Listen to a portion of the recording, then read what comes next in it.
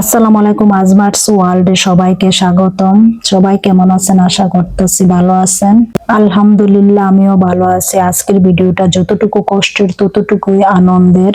জোনাকির আলোতে যেমন জগৎ আলোকিত হয়, ঠিক তেমনি একজন প্রবাসীর আলোতে তার পরিবার ও দেশ আলোকিত হয়। যাই হোক, এই টলির গায়ে লেগে আছে প্রবাসে থাকা প্রিয় মানুষটির হাতের ছোঁয়া ও নিঃস্বার্থ ভালোবাসা। কি ভাবতে পারেন, এত বড় টলির ভিতরে কতগুলা মাল? আসলে সম্পূর্ণটাই ওজনের ব্যাপার, তাই টলিটা খুললেই বুঝতে পারবেন যে এর ভিতরে কতটুকু মাল ছিল। চলেন আমরা এখন টলিটা খুলি। প্রথমে আমরা টলির যে উপরের কাপড়টা, ওইটা আস্তে আস্তে একটা কেসি দিয়ে কেটে ফেলবো। টলির প্যাকেটটা কাটার সময় সত্যি অনেক খারাপ লাগতেছিল যে মানুষটি কাছে নাই, কিন্তু তার দেওয়ার ভালোবাসার গিফট আমরা পাইছি। আজকে টলিটা খোলার পরে আপনাদের অনেকেরই ধারণা হবে যে একজন প্রবাসী কতটুকু মাল প্রবাস থেকে তার প্রিয় মানুষদের জন্য পাঠাইতে পারে। কেনাকাটা বড় কথা নয়, প্রবাস থেকে পাঠানোটাই হলো একটি গুরুত্বপূর্ণ কাজ। কারণ অনেক প্রবাসী আছে তাদের ইচ্ছা থাকা সত্ত্বেও তাদের প্রিয় মানুষদেরকে কিছু দিতে পারে না। প্রিয় মানুষ বলতে শুধু বউ বাচ্চাদেরকে বোঝায় না, তার মা বাবা, ভাই বোন, আত্মীয় স্বজন সবাইকে বোঝায়। একজন প্রবাসী বুঝে যে নিঃসঙ্গ জীবন কাটানো কতটা কষ্টের।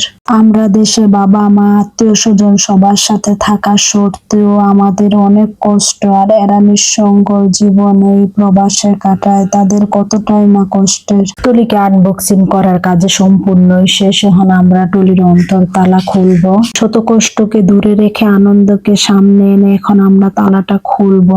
তালাটা খোলার শেষে আমরা টলির ডালাটা খুলবো, আর ডালাটা খোলার পর আমরা দেখতে পাচ্ছি এখানে কি কি মাল।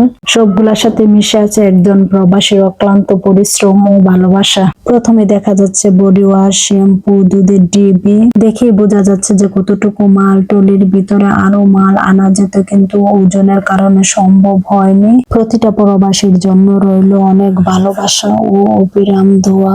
প্রতিটা প্রবাসী যেন তার পরিবারের মুখে এইভাবে হাসি ফোটাতে পারেন। অনেক দোয়া ও ভালোবাসা রইল।